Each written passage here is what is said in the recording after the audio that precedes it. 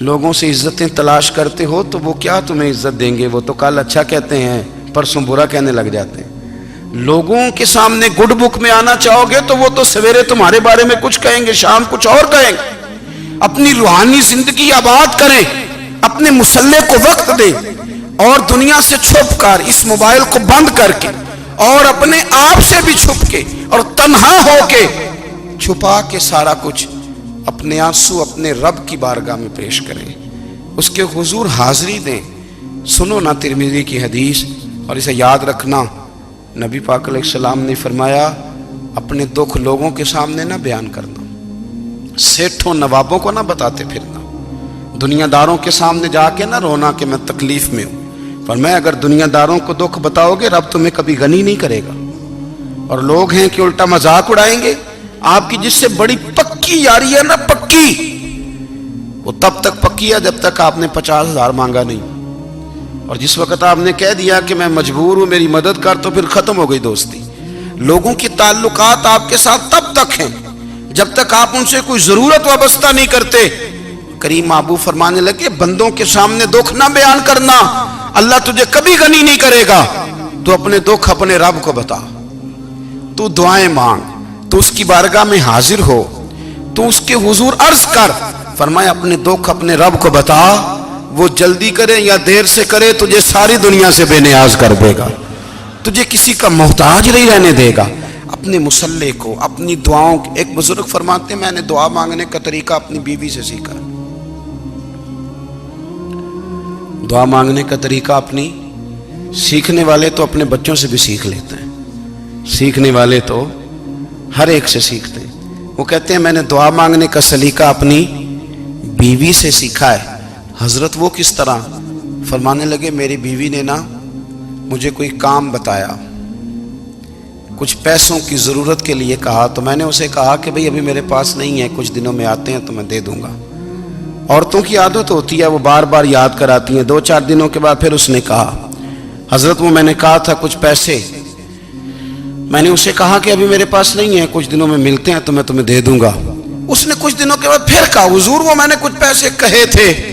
فرماتے میں نے ڈانٹ دیا، میں نے کہا کہ کیا تو روز مجھے شرمندہ کرتی ہے، کہا نا میرے پاس نہیں ہے، ہوں گے تو دے دوں گا، تو روز یاد کراتی ہے۔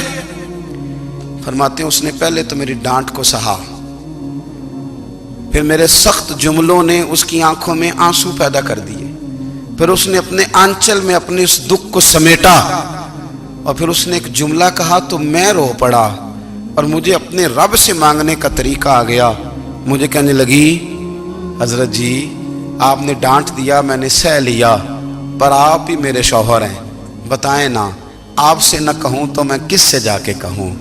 فرماتے ہیں میں رو پڑا، اور میں کھل کے رویا، اور میں تڑپ کے رویا، اور پھر میری سسکیاں بند گئیں۔ تو مجھے کہنے لگی آپ کو کیا ہوا؟ میں نے کہا مجھے بھی دعا مانگنی آ گئی ہے، جب میں اسے کہوں گا نا اللہ تو ہی میرا رب ہے، میں تجھ سے نہ کہوں تو میں کس سے جا کے کہوں؟ میں کیوں کسی بندے سے سوال کروں؟ میں کیوں کسی دنیا دار سے کہوں؟ میں تیرے بندوں کا، نیک بندوں کا وسیلہ لے کے، تیرے محبوب کی غلامی لے کے تیری بارگاہ میں آیا، تجھ سے نہ مانگوں تو کس سے مانگوں؟ سمجھ آ گئی ہے؟ جب میں اس رنگ میں مانگوں گا تو پھر رب میرے اوپر بڑا ہی فضل فرمائے گا، وہ میرے اوپر بڑی رحمت کرے گا، وہ میرے لیے آسانیاں کرے گا۔ عزیز دوستو، ہم اس طرح کرنے لگ گئے ہیں کہ ہم نے نا اپنے تعلقات پر اعتماد کرنا شروع کر دیا ہے۔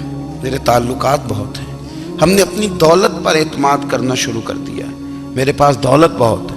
ہم نے اپنے علم پر، اپنی شہرت پر اعتماد کرنا شروع کر دیا ہے کہ میرے پاس فلاں چیز بہت ہے۔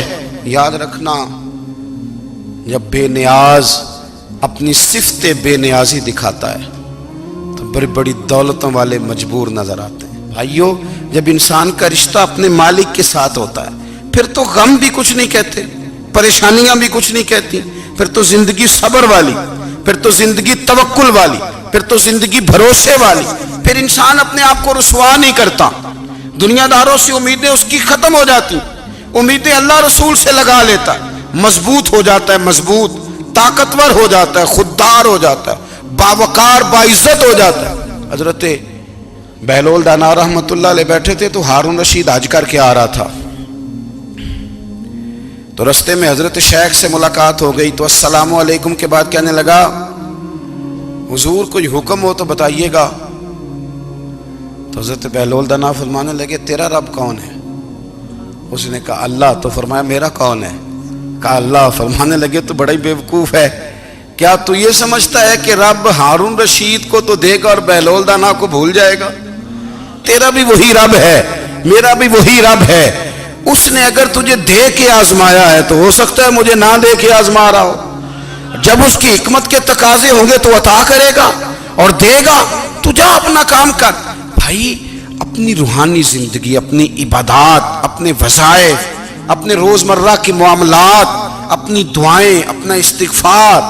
دیکھو کوئی مشکل کام تو نہیں 2 رکوع ہیں سورہ واقعہ کہ اگر رات کو پڑھ لی جائے تو. میں کس طرح یہ بات بیان کروں کہ تعویذ بانٹنا آسان ہے اور وظیفہ بتانا مشکل ہے.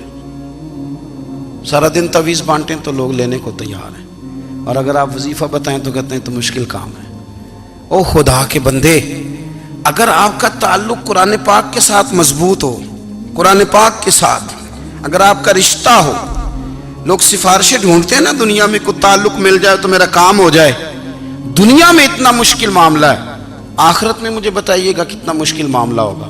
میرے نبی پاک صلی اللہ تعالی علیہ وسلم نے فرمایا جو لوگ سورہ ملک پڑھا کرتے تھے نا، سورہ ملک، یہ سورت ملک قیامت میں ان کی سفارش کرے گی، اور اس طرح کرے گی کہ کہے گی اے اللہ یہاں اس بندے کو جنت میں داخل کر دے یا مجھے قرآن پاک سے علیحدہ کر دے. تو رب فرمائے گا جا اس کا دامن تھام کے اسے جنت تک پہنچایا. آپ بات کو سمجھیں، جب آپ کے تعلقات اپنے معاملات کے ساتھ مضبوط ہوں گے. یہ نبی کریم نے وعدہ کیا ہے کہ تو سورت واقعہ پڑھ تیرے گھر میں فاقہ نہیں آئے گا. حضرت عبداللہ ابن مسعود رضی اللہ تعالیٰ عنہ بیمار تھے تو حضرت عثمان غنی رضی اللہ تعالیٰ عنہ تیمارداری کے لیے تشریف لے گئے اور جا کر کے کہا کہ آپ بڑے بیمار ہیں، آپ کی بیٹیاں زیادہ ہیں، میں چاہتا ہوں کہ خزانے میں سے کچھ مدد کروں. تو سیدنا عبداللہ ابن مسعود رضی اللہ تعالیٰ عنہ اٹھ کے بیٹھ گئے اور کہنے لگے امیر المومنین، اللہ آپ کو میری طرف سے، میری بیٹیوں کی طرف سے بہتر صلہ دے. میری بیٹیوں کو کسی خزانے کی ضرورت نہیں، میں نے انہیں خزانہ دے دیا ہے. کہا جناب آپ نے کون سا خزانہ دیا ہے، میں آپ کے مالی معاملات کو جانتا ہوں. تو فرمانے لگے امیر المومنین، میرے نبی کریم نے فرمایا ہے جو سورت واقعہ پڑھے اسے کبھی فاقہ نہیں آتا. میں نے بیٹیوں کو یاد کرا دی ہے، یہ خزانہ میں نے انہیں دے دیا ہے. وہ سارے والدین سنیں جو بیٹیوں کے لیے پریشان رہتے. حضرت عبداللہ ابن مسعود نصیحت کر رہے ہیں، فرمانے لگے میں نے سورت واقعہ یاد بھی کرا دی ہے، پڑھنے کی عادت بھی ڈال دی ہے. حضور نے فرمایا ہے جو سورت واقعہ پڑھے اسے فاقہ نہیں آتا. کہنے لگے چاند تو اپنی جگہ چھوڑ سکتا ہے، سورج گر سکتا ہے، تارے ٹوٹ سکتے ہیں، پر مدینے والے رسول کی بات غلط نہیں ہو سکتی. حضور نے فرمایا فاقہ نہیں آئے گا تو انشاءاللہ کبھی بھی نہیں آئے گا. کرنے کا کام یہ ہے کہ ہم اپنے معاملات، اپنی عبادات، اپنی دعائیں، کبھی 10 منٹ عادت ہو جائے نا دعا مانگنے کی علیحدہ سے رات کو. حضور نے فرمایا جو فرض نماز کے بعد دعا مانگے اللہ اس کی قبول کر لیتا ہے. نبی پاک صلی اللہ تعالی علیہ وسلم نے فرمایا اللہ مسافر کی دعا قبول فرماتا ہے. حضور نے فرمایا اللہ مظلوم کی دعا قبول فرماتا ہے. حضور نے فرمایا بیمار سے دعا کراؤ اللہ اس کی دعا قبول فرماتا ہے.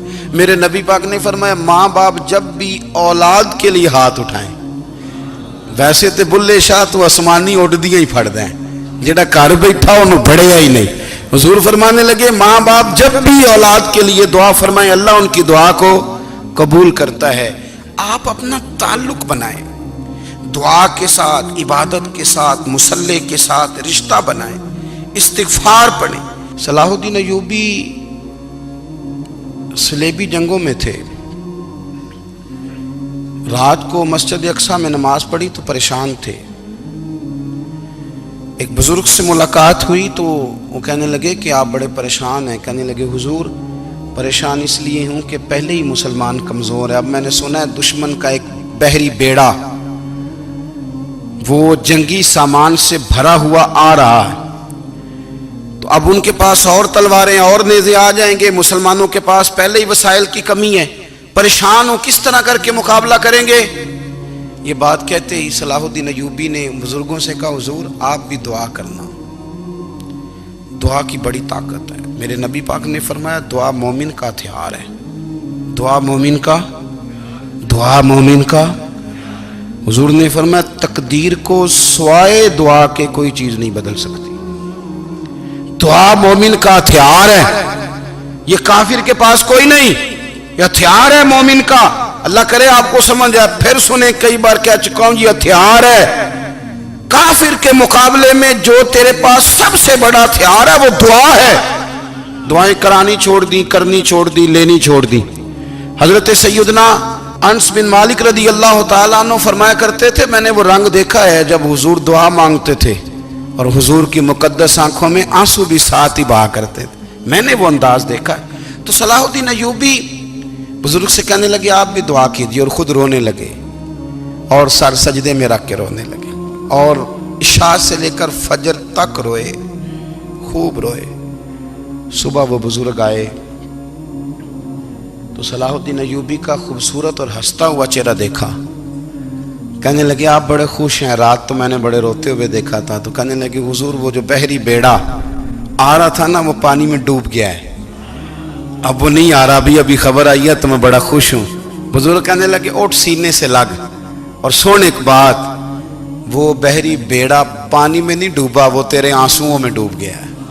वो जो तू रात रोया है ना रब करीम की बारगाह में, तो वो डूब गया है। हजरत आयशा सिद्दीका रदी अल्लाह तआला अन्हा फरमाती हैं, एक औरत थी और उसे नबी पाक सल्लल्लाहु तआला अलैहि वसल्लम ने ना वो कलमा पढ़ के मुसलमान हुई, मदीना तैयबा आ गई, तो हुजूर ने मस्जिद नबवी शरीफ में उसके लिए मकान, एक सादा सा कमरा साथ मस्जिद के बनवा दिया, वहीं रहने लगी। अक्सर वो सैयदा तैयबा के पास आती तो हज़रत आयशा सिद्दीक़ा रदी अल्लाह तआला अन्हा फरमाती हैं, वो बड़ी बातें सुनाती और आखिर में कहती वो हार वाला दिन भी बड़ा अजीब दिन था और मेरे रब की कुदरतों का दिन था, वो भी बड़ा अजीब दिन था। सैयदा आयशा सिद्दीक़ा रदी अल्लाह तआला अन्हा एक दिन फरमाने लगी कि तू हार वाले दिन का बड़ा जिक्र करती है, वो क्या दिन था? तो खातून कहने लगी अम्मा जी वो दिन था जब मेरे रब पर भरोसा और मजबूत हो गया, जिस दिन मेरा अपने रब पर तवक्कुल और बढ़ा, मेरे ईमान में यकीन में और पुख्तगी आई। कहने लगी मैं एक घर की कनीज थी, नौकरानी थी, उस घर में एक बच्ची थी जिसके पास सोने चांदी हीरे जवाहरात का हार था। उस ज़माने में ना चमड़े के ऊपर लोग हीरे जवाहरात लगाते थे, कई दफ़ा सुर्ख रंग के चमड़े पे लगाए जाते थे। वो बच्ची पहनती थी तो कहती हूँ बच्ची के उसने उतार के रखा या उससे गिरा वो हार तो चील उसे उठा के ले गई गोश्त समझ के और मेरे सामने उठा के ले गई। घर वालों ने मुझसे पूछा, ये बुखारी में मौजूद है, घर वालों ने पूछा मुझसे कि वो हार कहाँ है, तो मैंने कहा चील उठा के ले गई। घर में कुछ चोरी हो जाए तो सबसे पहला इल्ज़ाम किस पे लगता है? मुलाजिमीन पे। कहते उन्होंने मुझे बड़ा मारा, बड़ी तकलीफ थी, हत्ता कि मेरी शर्मगाह तक की तलाशी, मेरी इज्जत इतनी ख़राब की मैं बता नहीं सकती। मैंने अपनी ज़िंदगी में एक वाक़या देखा, एक अमीर घर में चोरी हो गई, मुलाजिम को इतना मारा कि वो चारपाई पे पड़ गया।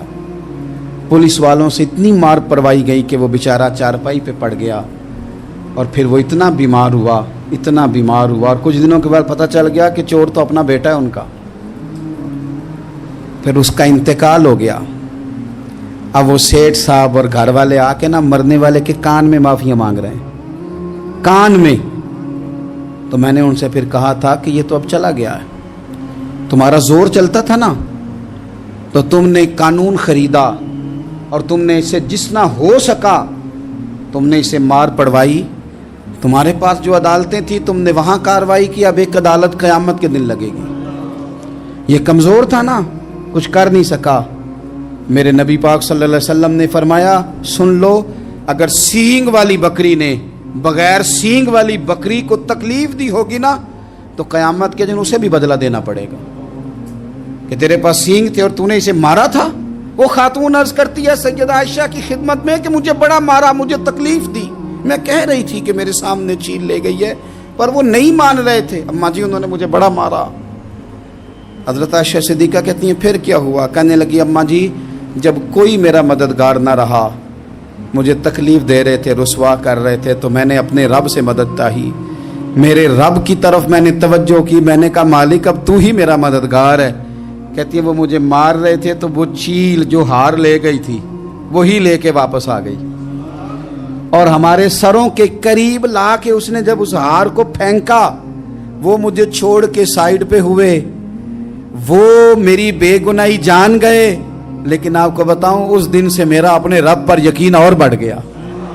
مجھے سمجھ آ گئی کہ جب انسان پورا ٹوٹ جاتا ہے اور جب کوئی چاروں جانب اس کا مددگار نہیں ہوتا تو رب تو ہوتا ہے نا، اللہ تو اس کا مددگار ہوتا ہے نا، وہ تو پھر اپنے اس بندے کی مدد کرتا ہے نا، پھر وہ تو توانائی دیتا ہے نا، وہ تنہا نہیں چھوڑتا، وہ تو آنسوؤں والوں کے آنسوؤں پہ بڑا کرم فرماتا ہے، وہ تو قسم پرسی میں آ جاتا ہے، اس کی رحمت بڑھ کے استقبال کر لیتی۔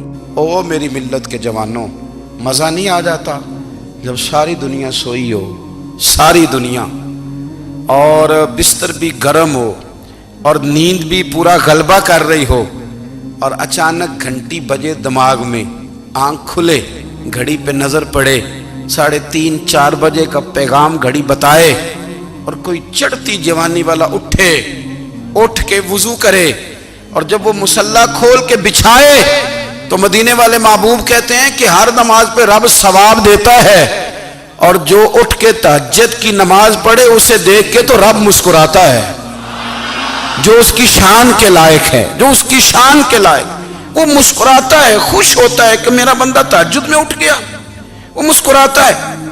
کاش ہماری صبحیں کبھی اپنے مالک کے نام ہو جائیں، کاش کے صبحیں۔ حضرت ابو الحسن رحمۃ اللہ تعالی علیہ حضرت معاذ ابن جبل رضی اللہ تعالیٰ عنہ کے پاس بیٹھا کرتے تھے، فرماتے ہیں ان سے جو پیار بڑھا تو پھر میرا مصلی سے بھی بڑھ گیا۔ تابعی ہیں، فرماتے ہیں صحابی رسول سے محبت ہوئی تو ذکر سے بھی ہو گئی، پھر درود شریف سے بھی ہو گئی، محبت ان سے بڑھی تو پھر اللہ نے مسجد کا پیار بھی بڑھا دیا۔ آپ فرماتے ہیں کہ میری ہر وقت طبیعت چاہتی تھی کہ بس اللہ اللہ کروں، بس اللہ اللہ کروں، بس نہ میں ذرا تھوڑی جان چھڑاؤں لوگوں سے، کو 10 منٹ ملے تو میں کچھ 4 نفل پڑھ لوں، میں تھوڑا سا نہ بچوں لوگوں سے، اور مجھے تسبیح ملے تو میں نہ کچھ 400-500 دفعہ استغفار پڑھوں، سبحان اللہ، الحمدللہ، اللہ اکبر، لا حول ولا قوت الا باللہ، میں نہ تسبیحات پڑھوں۔ فرماتے ہیں کہ بچے تھے گھر میں 6-7، غربت تھی، کام ملتا کوئی نہیں تھا، اور میں کام چور نہیں تھا، کام ڈھونڈتا تھا، پر اللہ کی قدرت کے کام نہیں ملتا تھا۔ فرماتے ہیں کہ میں نے ایک دن اپنی اہلیہ سے کہا کہ آج میں پھر جاتا ہوں کام ڈھونڈنے، تو میری بیوی بڑی فرما بردار تھی، پر اس دن نہ غربت کے ہاتھوں تنگ آ کے کہنے لگی آج نانا کوئی تو چیز لے کے آیا، تو مجھ سے بچوں کی بھوک نہیں دیکھی جاتی، یہ سب روگاں دا روگ محمد جس دا نام غریبی، کنڈ بلا کے لنگ جاندے نہیں دوست یار قریبی، آج نہ کچھ لے کے آیا تو میں بچے لے کے میکے چلی جاؤں گی۔ شیخ فرماتے ہیں کہ میں بڑا پریشان گھر سے نکلا، پر میں نے صبح سے لے کے زور تک کام ڈھونڈا، کام ملا کوئی نہیں، تو میرے دل میں خیال آیا چلو کام نہیں ملتا تو اللہ اللہ تو کرے نا، چلو بندوں کی مزدوری نہیں ملتی تو رب کریم کی عبادت ہی کرتے ہیں۔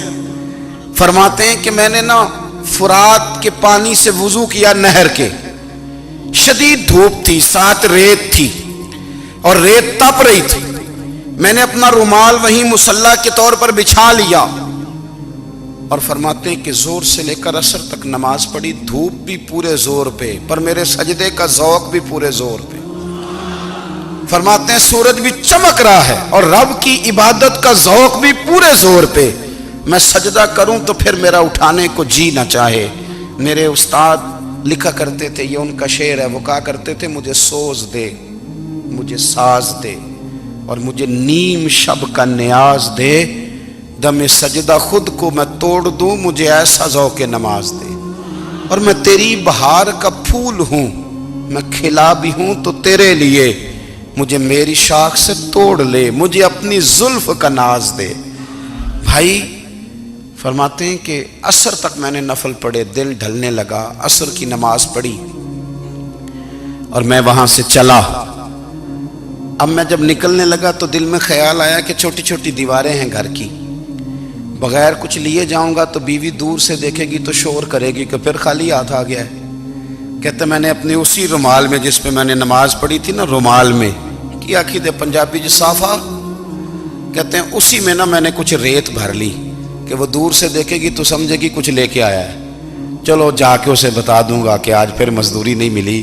कहते हैं वो रेत लेकर जब मैं घर में गया तो पहले बीवी दरवाजे पे खड़ी होती थी, पूछती थी खाली हाथ आ गए हो? आज मैंने देखा तो है ही कोई नहीं। फरमाते मैं अंदर दाखिल हुआ, सलाम लिए, कोने में मैंने वो रुमाल रख दिया और मैंने आवाज दी कि भली मानस कहाँ हो? तो वो कहने लगी आप मुंह हाथ धो ले, मैं रोटी लेके आई।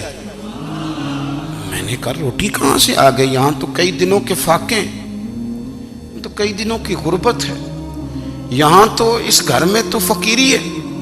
फरमाते हैं कि वो रोटी लेके आई और उस वक़्त की जो मौजूदा नेमतें थी, समझ ले सलाद अचार हर चीज साथ लाई। मैंने कहा कि बच्चे कहाँ गए? कहने लगी वो खाना खा के खेलने गए, आप खाना खा लें आ जाते। खाना उसने चुन दिया। मैंने हैरत अंगेज लहजे में सारी नेमतें अपने दस्तरखान पे देख करके बीवी से पूछा ये कहां से आया खाना? बच्चों को तूने कहां से खाना खिलाया? ये सारा कुछ कैसा है? तो कहने लगी पता नहीं आज आप किस करीम की मजदूरी करने चले गए थे, पता नहीं किस करीम की। मेरे घर में तो इतनी नेमतें आई हैं कि मुझसे संभाली नहीं जा रही, इतना अनाज है, इतना गंदुम है, किस करीम के दरवाजे आज चले गए थे? ये कहते कहते वो उठी और उठ करके कहने लगी पहले बड़ा कुछ आया था, अब क्या ले आए हो? और जा करके ना उसने वो रेत वाला रुमाल खोला। कहने लगे मैं तो लेके आया था रेत, तो मेरे रब ने उसे भी सोने और हीरे बना दिया था। जब आपकी तवज्जो अल्लाह की जानी, मेरे नबी पाक सल्लल्लाहु ताला अलैहि वसल्लम ने फरमाया हर चीज अपने रब से मांग, हर चीज मांग, हर चीज मांग। या रसूलल्लाह क्या कुछ? मेरे महबूब ने फरमाया तेरे घर में नमक भी खत्म हो जाए तो वो भी अपने रब से मांगा कर। तू मांगना, वो तुझे देगा। तो उसकी बारगाह में कशकोले तलब दराज तो करना।